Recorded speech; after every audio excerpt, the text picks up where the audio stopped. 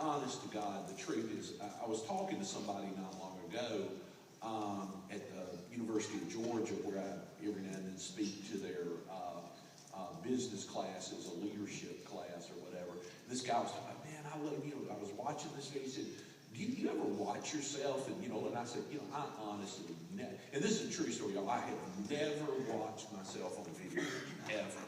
I'll put it in, and I go, I sound like Gomer Pyle. I turn it off. And true story is when if I say something in a talk that I go, ooh, that was pretty good, I want to remember that, I tell the people at TV to get it and have it transcribed so I can read it instead of listen to myself. So it's always great to talk to a crowd that can actually understand what I'm saying.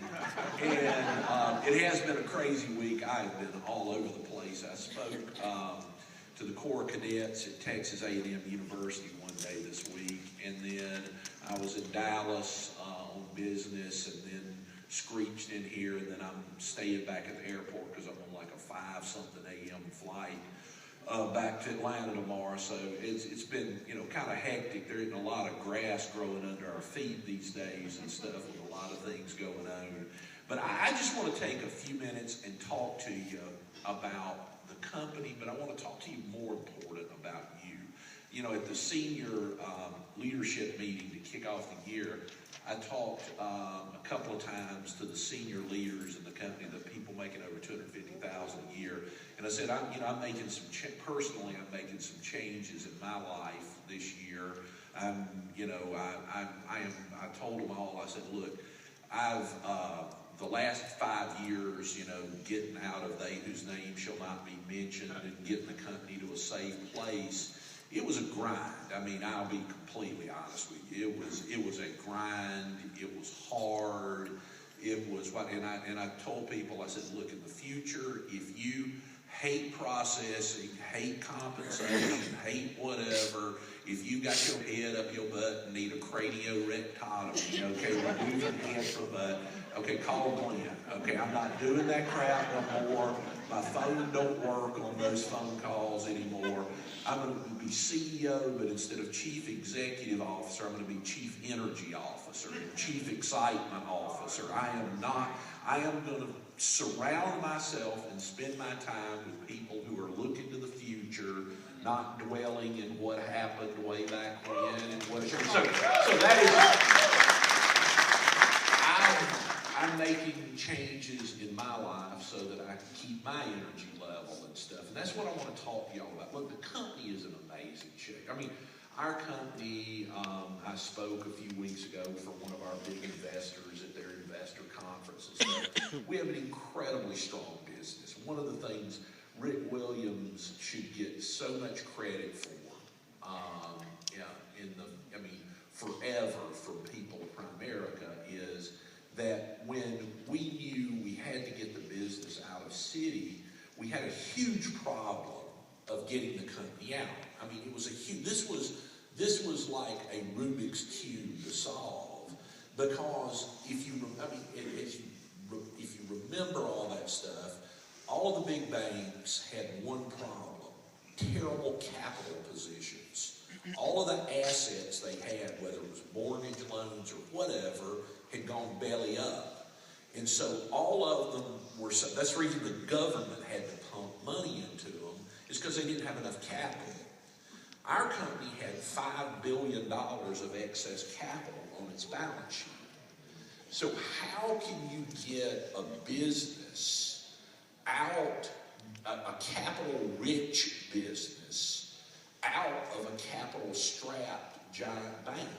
Okay? I mean, in all honesty, it was impossible. It should not have happened. It really was just brute force. And, I think Rick did a plan, and they thought I was a terrorist. Okay? Honestly, I believe if I tried to go into 399 Park Avenue, their headquarters, that like alarms would go off. It would be like Osama bin Laden is walking into the building or whatever and stuff. Because, I mean, I was just so they were very concerned that what would happen if Rick and I weren't here, and we were able to force the transaction. But what Rick created was a structure where, because of capital efficiency, we created an incredibly strong balance sheet where there is inherent capital efficiency built in for our company. It's one of the reasons that stock's done very good through, tough times or whatever stuff. We have a very strong company. Our capital base is very strong. Our business is very strong. Our business will perform in good times and bad times. For example, one of Rick and I's rules of thumb of running the company that we work hard to make sure we pass on as a part of the company is that I watch Citigroup. When you play games with your balance sheet and bad things happen, crap happens. And so we take a very conservative position of how we manage that. One of the things I'll always give Warburg Pincus, who is our private equity firm that helped us get public credit for, that always will give them credit for. Because private equity firms, when they buy companies, they'll buy a company, and the first thing they do is they buy the business from somebody and they leverage it up. They put tons of debt on the books, and then they're able to get their returns higher by jacking up the debt that sits on the company. Warburg never even asked us to do that. We are incredibly capitalized, very low debt, and a strong company.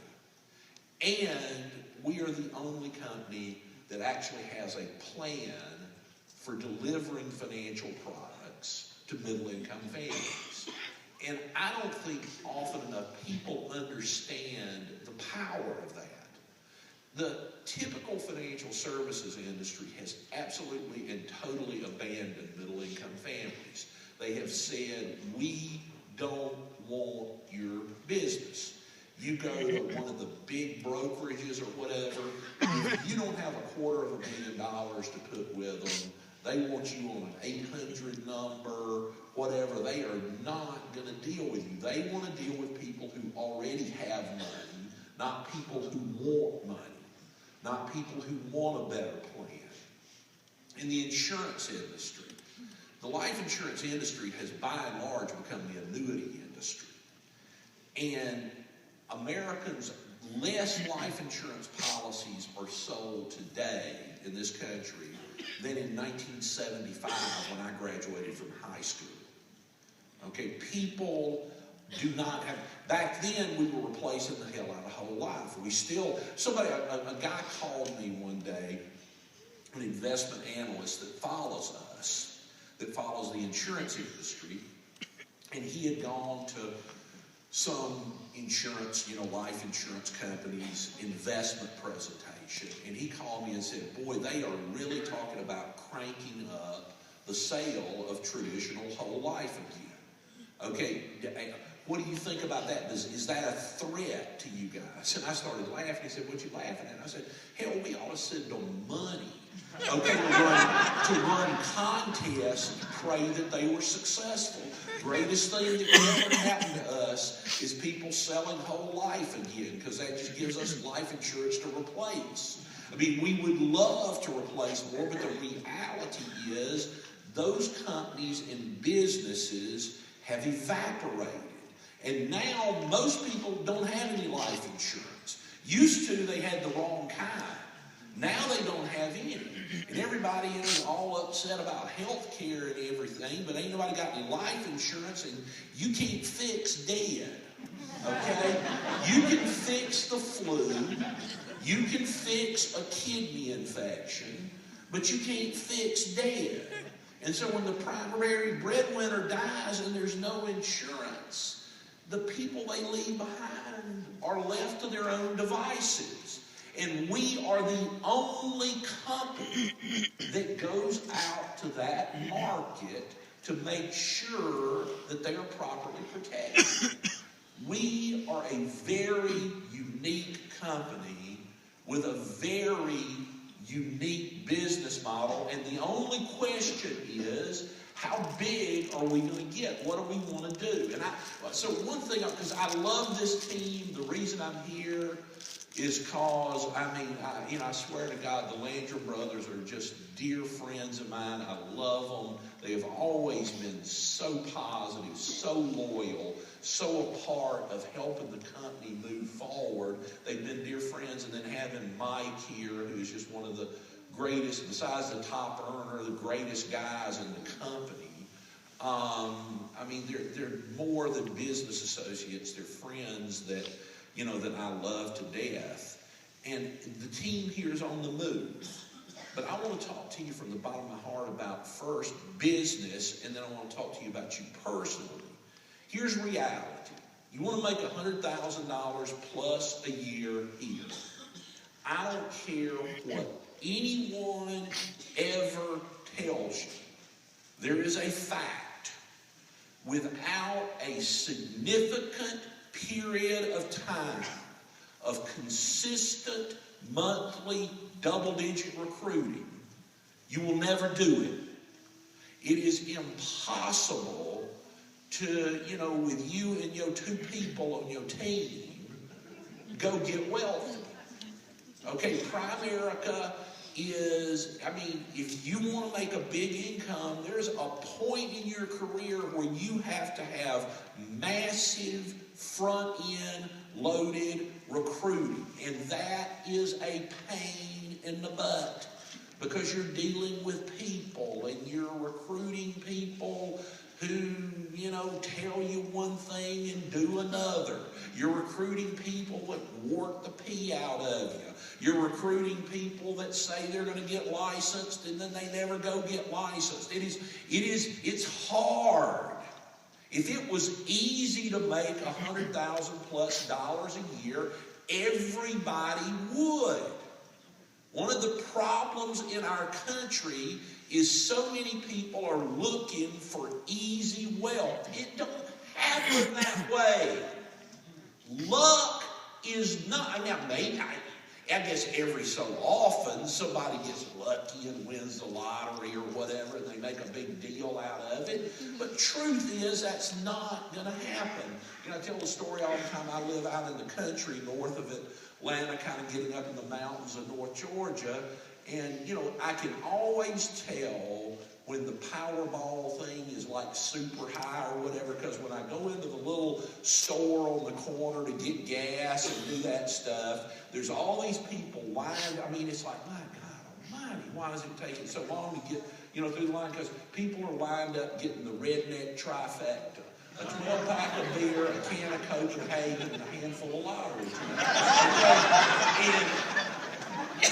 And the reality is that ain't going to happen for you. That ain't going to happen for folks that, it's just not. It takes hard work to go make big money and succeed. There is absolutely no easy or shortcut way about it. Since I've been involved in Primerica for 32 years, and then for the last 15 been a co-CEO, and before that, I've seen every boneheaded idea you can imagine. Okay, we got some guys in our sales force who are the world's expert at dragging whales into my office, okay? That, boy, if we do this, and then this is going, then we're going to, and we ain't going to have to ever recruit anybody anymore, and it's going to be easy, and everybody's going to make, that never works. I'll be honest with you, the people that I've known that have left our company and said, I'm going to go do something different and stuff, there's been a handful of guys I've run across that were, hey, I was in A.L. Williams or I was in Primerica, and then now they've, gone on and done it. But by and large, my business career of dealing with things is there is no shortcut.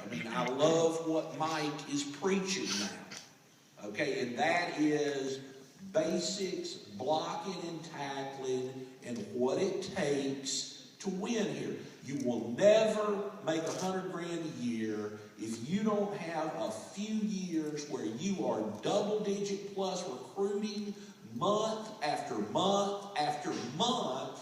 to build the infrastructure of licensed people, you can't judge who's going to win here. That's I never will forget, years ago, and it was at, I think it was in Gatlinburg, where David did a deal up there in Gatlinburg, and I went up and spoke. It's been, God, in the 90s sometime, and John Maxwell was there, okay?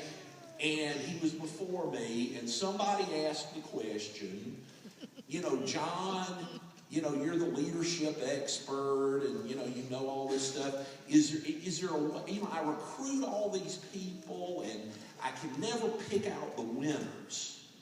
And is there a point where I'll get where I can pick out the winners? And John, sitting on his stool, goes, you know, with experience as being a leader, you become more adept at finding leaders. And you can identify much more quickly who wants to be a leader. All right? So then I was talking after him, and he took off, and I got up and said, look, I hate to, you know, like disparage or say something about a guy that just spoke, but that's a pile of crap. Okay, the reality is, in our business, this is a self-improvement system with a compensation pay. And a lot of the people that look like they're all, man, ooh, look at him. I mean, one of the things, when people say, man, the people I'm getting now, you can't believe how good looking they are compared.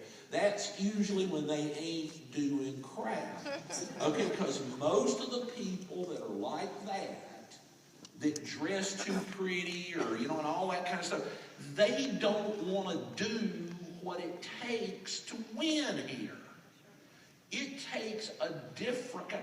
Go look, I mean, you look at some of the $1 million earners, and then you go look at pictures of them when they joined our company, and they look like a bunch of goobers, okay? I mean, the reality is, you can't judge on the front end who's going to win. You can't judge on the front end who's going to make it.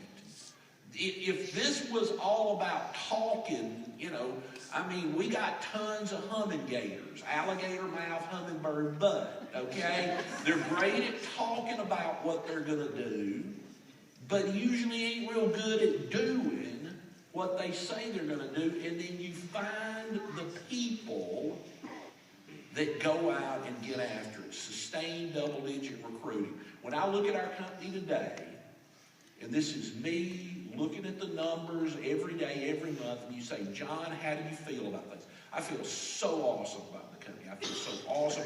Leadership meeting, I feel so awesome about the attitudes. I mean, you're always going to have, you know, I mean, people whose their blood is permanently stapled to their shoulder. I mean, you're always, I mean, you know, you're going to always have that. But I feel awesome about the leadership. I feel awesome about where the company's positioned. I feel awesome about our position in the market and the products we have and all that. But we can't do what we need to do recruiting as a company at the level that we're at. Okay? That is a fact. Okay? When I look at, we're licensing tons more people per capita than we were 2 or 3 years ago. And so what we got to do is like walk and chew gum at the same time, get recruiting to jump, drive licensing, drive promotions in motion, build premium, and grow cash flows.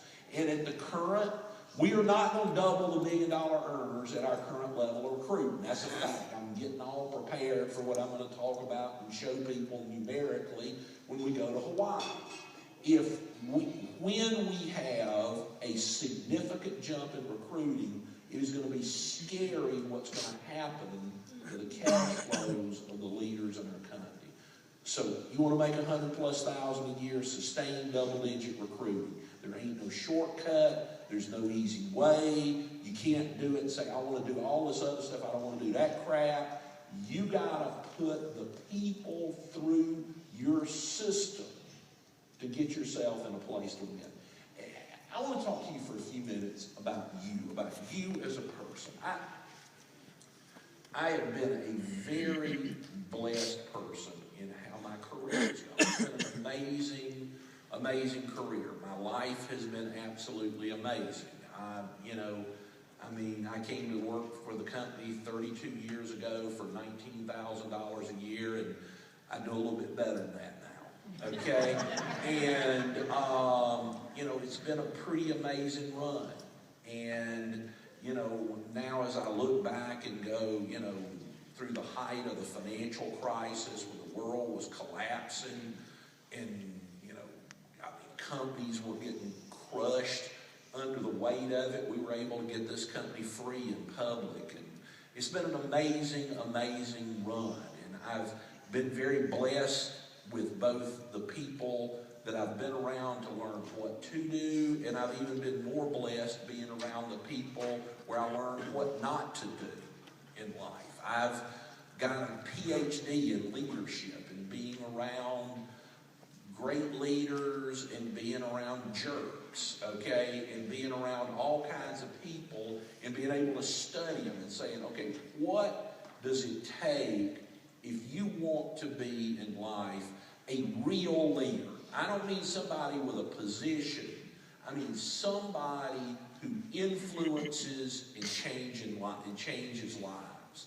And the first thing I've learned is the biggest thing you got to do is you got to constantly work on yourself and self-improve every day. Okay? I mean, you have got to work on your thinking and what you allow to go on in your head. If you want to change changed people change people. Okay? And you don't change people with the words you say, all of those kind of things. You change people when they see you as a fundamentally different person. And you've got to protect your brain, your mind. You got to protect how you think, who you hang out with, who you talk to, who you listen to. Okay, I mean, I'm preaching to myself. I have to do that now. You know, I have cycles because I'm by nature a pleaser. Okay, my nature is I'm a pleaser. I like to be liked. Okay, we had to, you know, one time as a part of this whole executive thing at City, you know, I had to go to this thing where they, you know, analyze you and, you know, and all this. And I mean, I was probably one of the biggest squirrels they ever dealt with. But, you know, you had to go through all these things of what's important to you. Okay? And in all honesty, mine wasn't power. It wasn't wealth. It wasn't all of those things. Mine was to be liked and appreciated, and, you know, I have a very high need to please people. I think that goes back to my mama, who was the most influential person in my life. I was an only child. She was the nicest person in the world, God rest her soul. She was the nicest. I mean, nobody didn't like Ruth Addison. I never heard anybody that didn't like her. Okay, in the community, she was the pillar of the community. She was, and I always wanted to please her. I did not want to disappoint her. I was totally, all Mom had to say to me was, son, I'm disappointed in you. And I was just like crushed. Okay, so I have a high need to do that. So sometimes in my life, I will start dealing with negative people too much because I'm always thinking if I could just say the right words to them, they would be positive. If I could just, I can fix it. I always think I can fix it. I can fix any problem. I can make it better. I'm stopping that crap. That's what I said. I mean, honestly, I'm stopping that crap. Okay? I'm going to surround myself and spend my time with people who are naturally excited and feed my energy instead of draining my energy. I am going to, I mean, because we went through a tough time. The economy collapsed. Everybody got their blah, blah, blah, blah, and all that. Okay, well, that crap's done. And either people are moving toward the promised land or they're going to be stuck back in Egypt somewhere or whatever. But I am moving my thinking forward, and I'm going to protect my brain. You've got to protect your brain. You got to protect your thinking. How you think, Who controls it? If you can't change the people around you, change the people around you. Okay? The power of association, people always talk about that to you. The power of disassociation is more important than the power of association. If you got somebody in your life, I ain't telling you to get a divorce or anything, so don't. Well, John said get a divorce, okay? But if you got somebody who just wears your butt out and drains your battery and all that stuff, you need to, and I don't mean just go show up to them and yell at them or whatever, because I'm going to always be nice to people, okay? My mama taught me be nice to people. Okay, that was her son. And so I'm going. Even if you wear my butt out, I'm going to smile at you and say, "Hey, how you doing?" And I'm going to go by you real fast. Okay, and you have got to surround yourself with people who build your energy. Life will wear you out. Life will grind you down. It's tough. It's hard. I mean, there ain't no easy button, okay, for life and for winning. And you got to choose that you're going to surround yourself with somebody that's going to, you got to face your fears. Every day, you got to face your fears. We all have them. I am a basket of insecurity. I know it don't sound like it when I'm up talking and doing all that kind of crap and pounding the podium and all that, but I am a basket of insecurity. I am a totally insecure person. I am a horribly insecure person. But I am driven more by the fear of failure than I am the desire for success. I am driven to not let people down, not let my family down, not let things down. I am driven by the fear that I'm not going to be adequate enough. Hell, I still have a dream, okay, that, where when I was in school, I always did good in school, okay? I wasn't dumb, okay? I made good grades. I still have a good memory. I remember things and stuff like that, and I always did good in school. But I always had a fear that I wasn't smart enough, or that I wasn't, and so I would always have a fear. Up to a few weeks ago, I had the same dream. It's less now because I've been out of school so long. But I did my MBA at night in the 80s while I was working here. One class a quarter, go to downtown Atlanta, and I went through my MBA at Georgia State with a 4.0. So I had 2 kids going to school at night, working here. That ain't easy, okay? And for a long time, and even now, every so often, I have a dream that that I didn't finish. That I realize that I've got a test to take, I've got an exam, and I haven't even prepared for it, and I'm in class, and I've missed the entire semester, and, how could I have been such an idiot to absolutely miss the fact I've got a test coming up, and I don't even know what to do, and I wake up like in a sweat. And I read a book a few years ago called If I'm Such a Success, Why Do I Feel Like Such a Failure?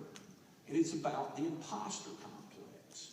And it is about you do well, but you have all of this fear that all you did was fake everybody out, and it was all luck.